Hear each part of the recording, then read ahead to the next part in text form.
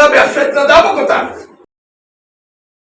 গায়ে রেট দেওয়া তার থেকেও বেশি বিক্রি করা এটা তো অন্যায়, এটা তো অপরাধমূলক একটা কাজ।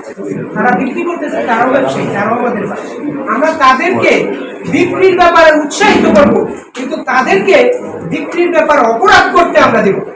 বাজারে মোবিলপুর যায়, চাউলের বস্তা, যে পলিথিন বস্তাগুলি, এগুলি আসলে আমরা তো বাজার থেকে কিনে আনি, কিন্তু যে কোম্পানিগুলি তৈরি করে, যে কোম্পানিগুলো তা না ধরে ধরে আমাদের। আমরা ব্যবসায়ীরা যাবো কোথায়? যেটা অচল সচলের সাথে মিক্সড করে দিয়ে দিচ্ছে।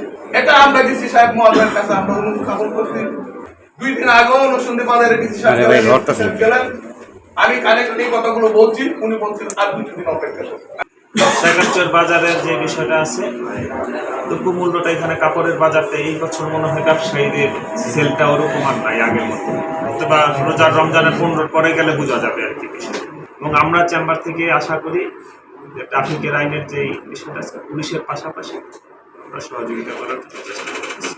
দ্রব্যমূল্যর যে নিয়ন্ত্রণের যে বিষয়টা আমরা চেম্বার থেকে ব্যবস্থা নিয়েছি, আশা করি কিছুটা কার্যকরিতা শুরু হয়েছে, আগামী দিনে আরো ব্যাপক হারে এটা কার্যকরিতা হবে।